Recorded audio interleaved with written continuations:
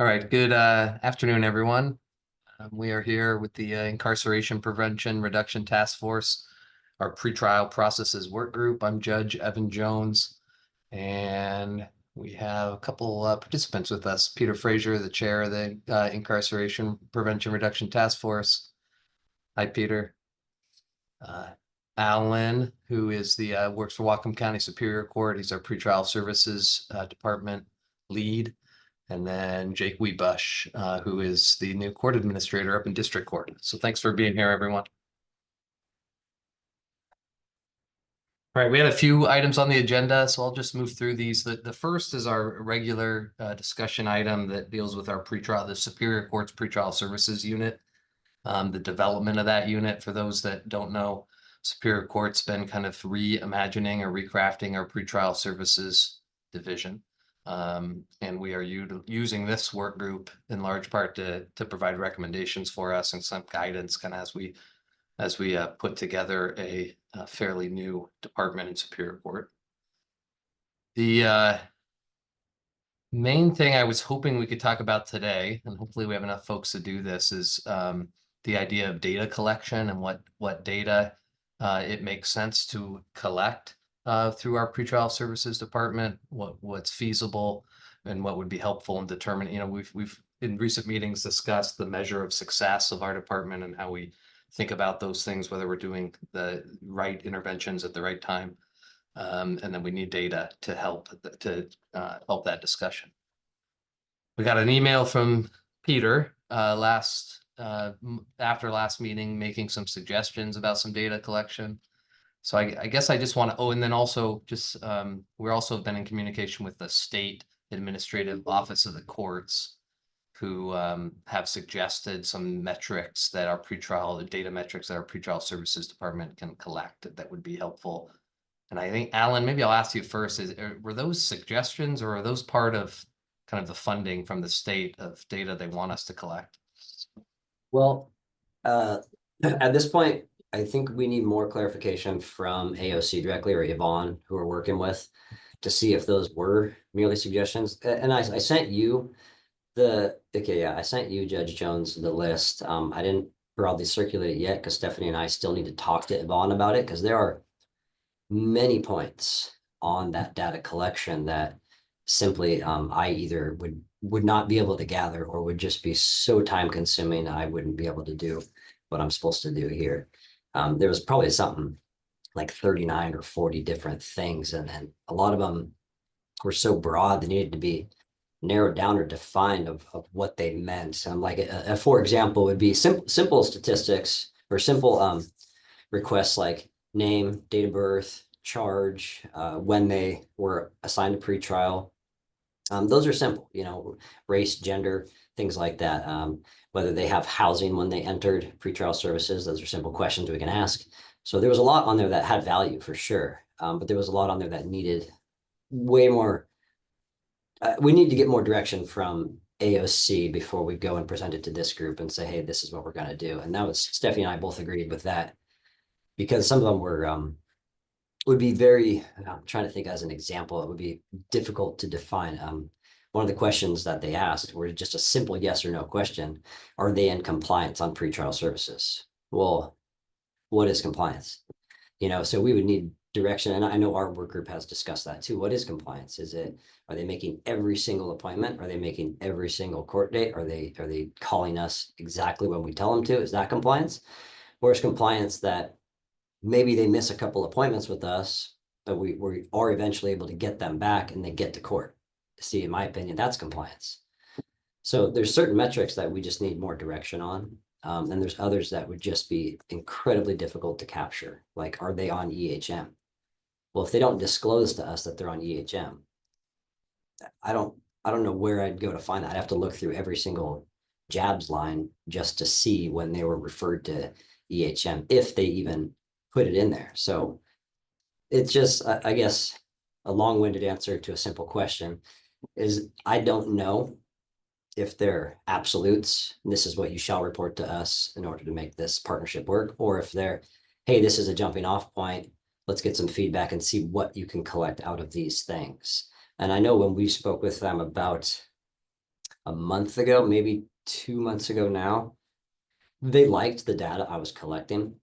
They were impressed that we already were kind of in front of the ball here, with, and Jill just sent it out again. Thank you, Jill, about, bus passes handed out, how many check-ins they've completed, how were they referred to us, did they commit a new crime on pretrial? Those were all important metrics that they like to see, and I think we like to see, because a lot of those do measure success, or at least success that we can see.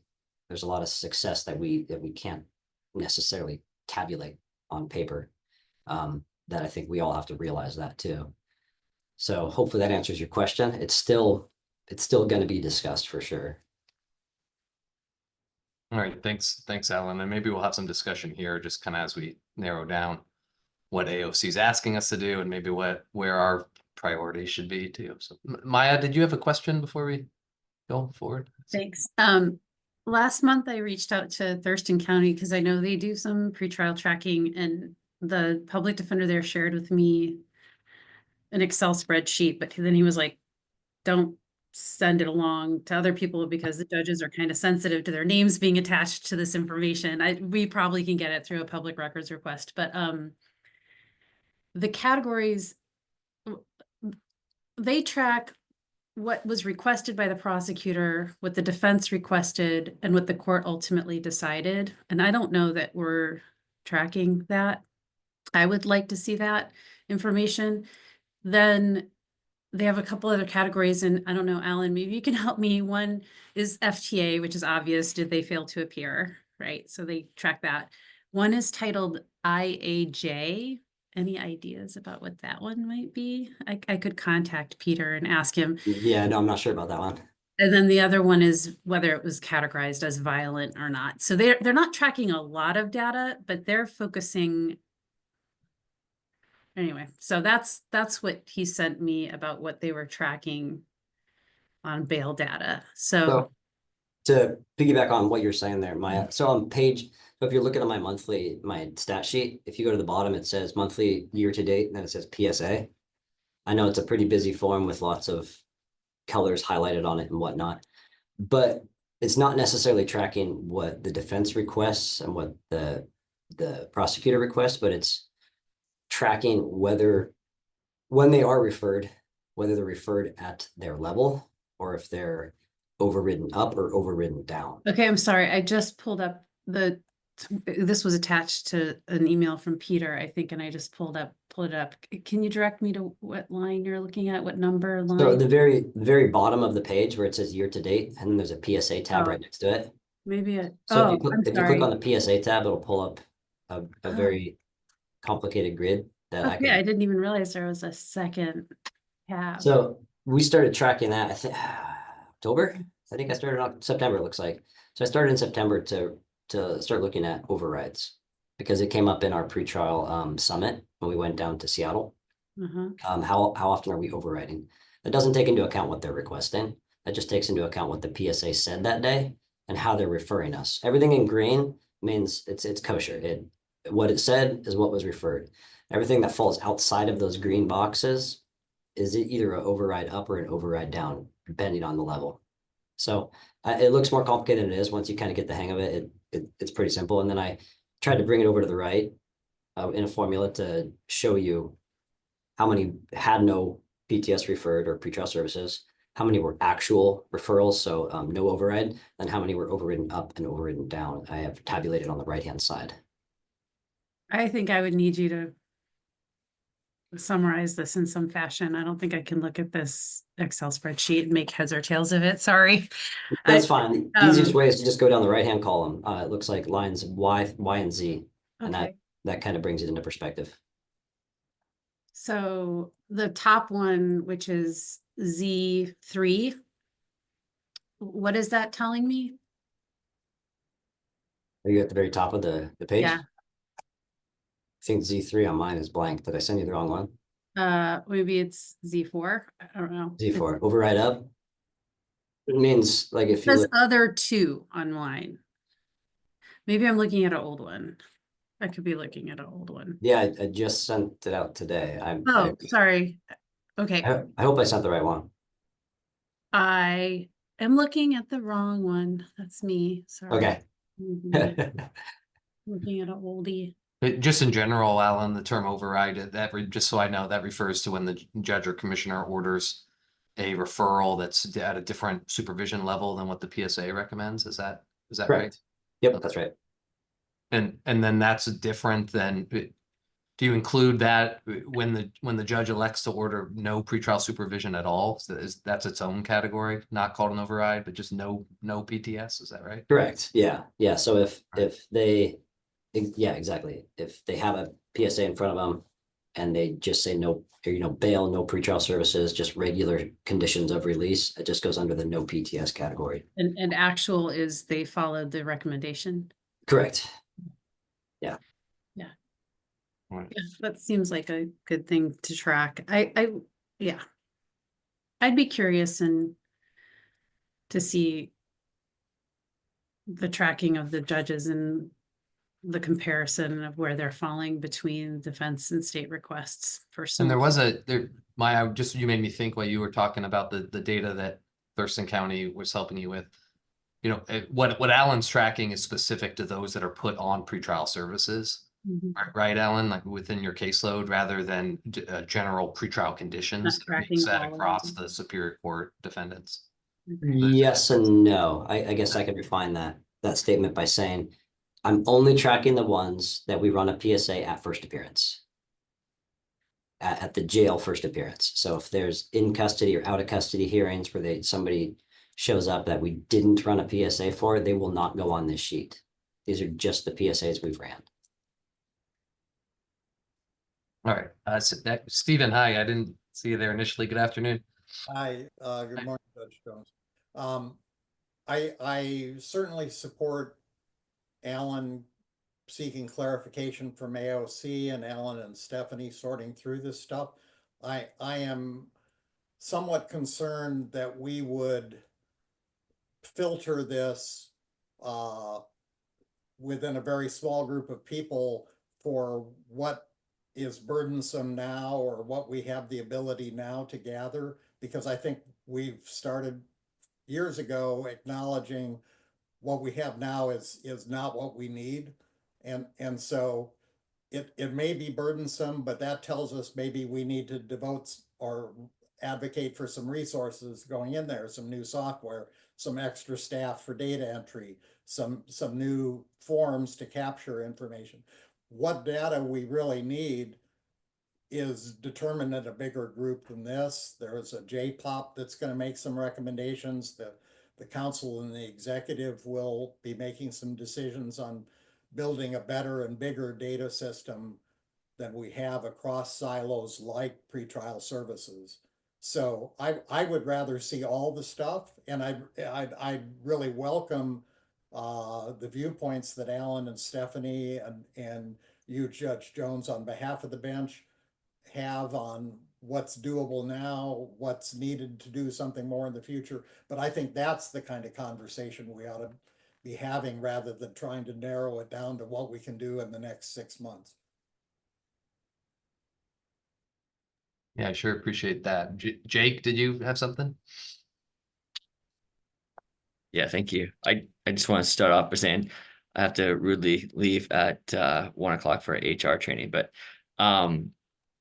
are these, Alan, these stats kept just for like our knowledge of the PSA, or is this information being reviewed by, you mentioned AOC as well? So is it at their request or? No, we started tracking this. I started tracking this because the work group, us collectively, said we've been doing this for 5 years. Why don't we have anything? So Got it. I said that's a good point. We should start having something. So that's what this kind of came from. It started off much more simple than this. Yep. As we got more input, I started adding more things, and Stephanie gave more input. So it's kind of grown into this double tab spreadsheet now. Okay. Awesome. And so AOC hasn't requested this data yet. I've showed it to them. Okay. They haven't said keep this coming. Okay. But, And then, but go ahead. sorry, Jake, before you, but there is a request from AOC who we are working with in a pilot program. There is a request for additional data, different data points, more collection. So that's we're kind of dealing with that request too. Yeah. Okay. And I know we kind of wrestled with this question a bunch about, what is it, success on pretrial supervision. And I know our departments have different models and, different resources and a little bit different visions, and neither right or wrong. But I was just, looking at some of that, going to that training, Alan, with you, and as well some of that information that was sent out about that training. And it kind of came down to like a success came down to two brackets. And it's just, I'm just throwing this out there as we move forward as a county and pretrial supervisions. Like it looked like success was, did they get new offenses or non-new offenses while on a release? And did they show up for court? Like those two were like the main drivers of like success. And I know there's many other variations within that, but like those two kind of were like everywhere I read, did they show up for court? And were they out committing new crimes? And I don't know, I'm just throwing it out there as we move forward and as a county, not just, if we can contribute as well as district court, even though we're a different model, just to keep that in mind. That's all. Thanks. Yeah, they would always define, Jake, piggybacking on what you said, they would always define, did they commit any new crimes as public safety? So public safety and court appearance, those are the two big prongs, yes. Yeah, and I think I would just say that, I appreciate that, Jake. We are making efforts, I think we're making serious efforts to see success in a little bit different ways that are outside of just compliance with the conditions. Those, and so that's why when I saw in the AOC request for data, things like were services referred, did they avail themselves, did the individual avail themselves of those referrals? Did they have housing upon admission into the program? Did they have housing upon exit from the program?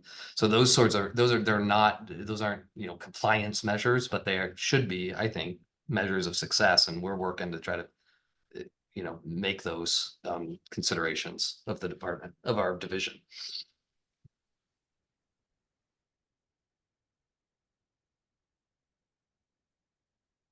I think one thing also to add, you can see in the spreadsheet for November, it's in yellow, it says statewide jabs Odyssey disruption. So there was a lot of, I wouldn't say missing data, but I had a lot less data to enter during November because of the 2-week outage. Because we stopped actually I think all pretrial agencies in Washington State, when I was talking in our little email group, I don't know about all, I don't know if I should say that, but I think most stopped doing the PSAs during that period of time because they'd be considered invalid. Because if you have no way to check your sources, then why are you doing them? Because then they're based off of crime alone, and then you can't answer about 6 of those questions.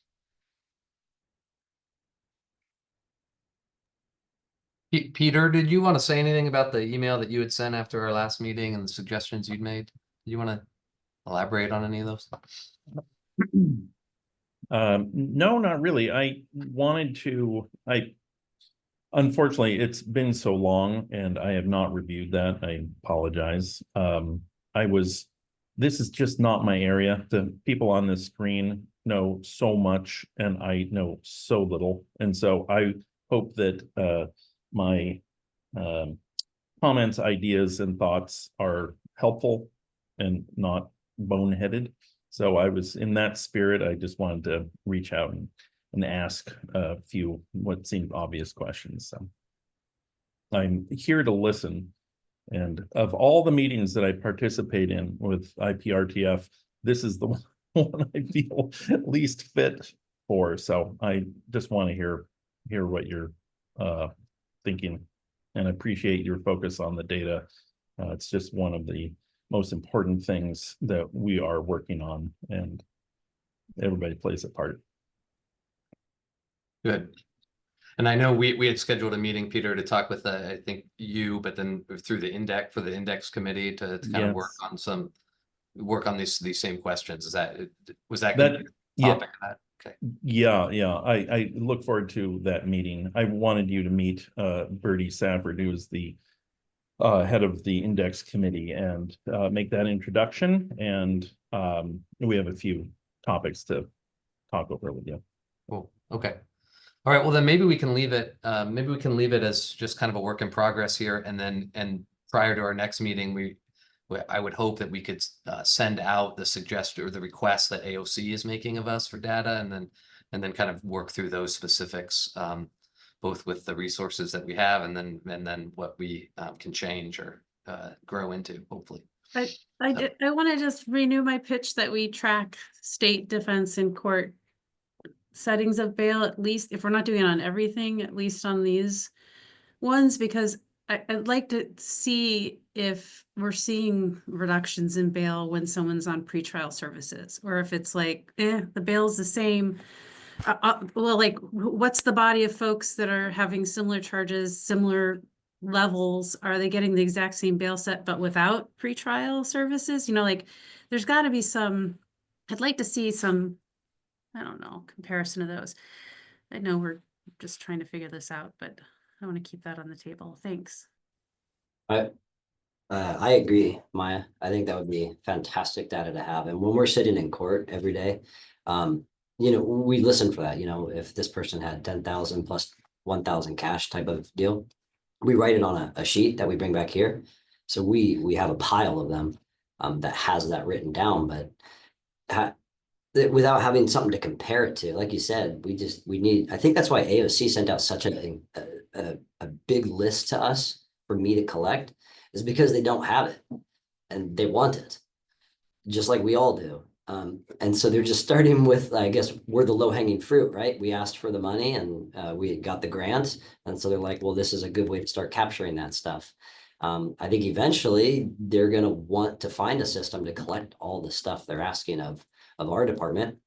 And I agree with Stephen also. I don't think we should cherry pick what data is easy to collect or what's not going to consume my time. That's not what I'm saying. I appreciate what they're asking. I just think if we're going to compare our data to statewide data, and there's these broad topics, like what do they consider an FTA? Because I know now, historically, FTA was anytime they didn't show up to court, period. But now an FTA, there has to be a willful disregard for showing up to court. So there has to be some type of no extenuating circumstance. They just decided not to show up to court. And so without their definition on a lot of these topics that they asked me, I would say a good half of them, I scratched my head and said, okay, but what are they asking? The data is going to be junk anyways. I don't mean to be so blunt about it, but your interpretation of something is different than my interpretation of something. So they gave us this huge list of amazing points that we should be collecting, but I would like to see a little bit more definition on what they consider these things to make it easier for me to collect, because there is no gray area. I don't have to say, well, is it not? I can just say yes or no. That'll make that process faster, and then we can get consistency when we start getting more agencies on board or more requirements from our state to do these things. But starting with bail, I like that suggestion. I am going to write that down, and I'm going to see how I could include that without it being a 40-page document every month. But that's a great suggestion. Thank you.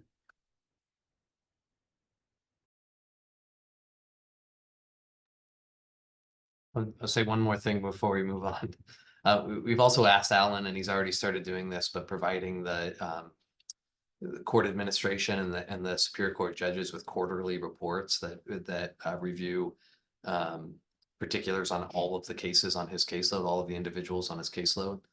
So although we're not yet in a place where we're putting data in a consistent format or location, or even knowing what we want to keep on a long-term basis, we are starting to collect information in these quarterly reports that we can maybe, we can utilize down the road once we start to be more efficient. So, all right. Anything else anybody wants to bring up on this question? The only other thing I thought was on the agenda would be a discussion of the best practice or the information that was sent out to everybody from the training that Alan went to, and it sounds like Jake was there too. I don't know if anybody's had a chance to read through that information and had any comments on it. I wanted to give that opportunity.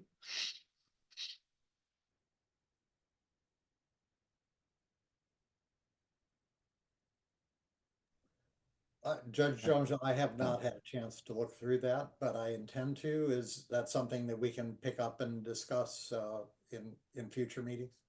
That most definitely, yeah. I, From my main take, perspective. oh, sorry.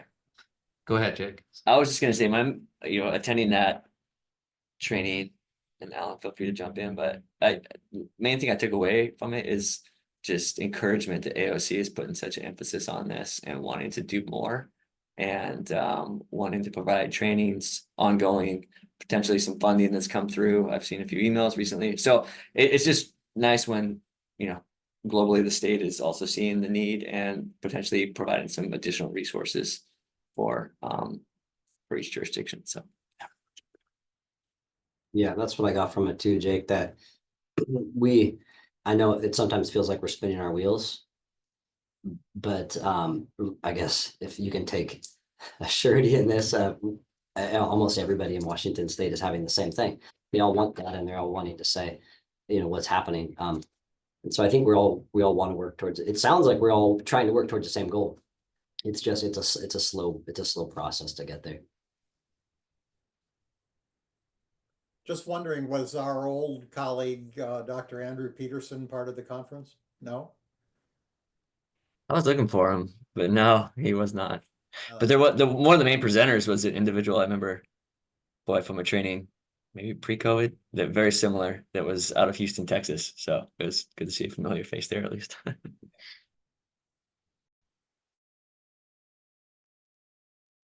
All right.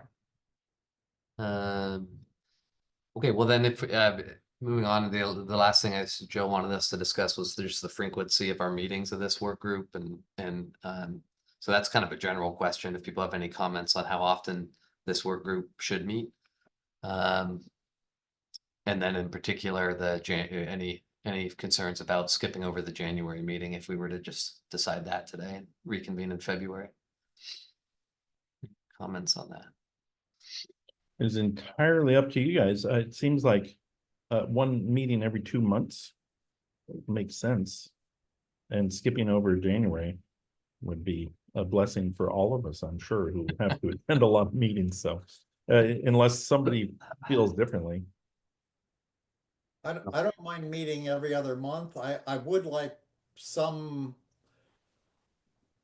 way for us to assure that our conversations in this context are getting integrated into the bigger data conversations. And so maybe that's coordination between Judge Jones and Peter, or with Bertie Safford and the index committee, or somehow somebody who's looking at the bigger picture. Absolutely. Stephen, that's a great point. And as indicated, Judge Jones and I are meeting with Bertie, I believe it's next week, and having that channel open, that is the main point really of that meeting, is just to make sure we have that channel open. And we're so focused on data. It's a critical channel to have open. So yes, 100%. So what I'm hearing for 2025 is the first Friday of every other month beginning in February. Yes? Yes. Great. Thank you so much. Can I bring up one last thing as far as meetings go? I think that, I want to be sensitive to Maya's request many moons ago that she not attend meetings over her lunch hour. However, this one, I believe, is this time because Judge Jones, this is your only, really, it's your only opportunity. I hear you. Thanks, Judge Jones. Okay. All right. Well, I wanted to bring it up anyway. Thanks, So Peter. I'm trying. But I got to go to another meeting. Okay. Bye. Bye.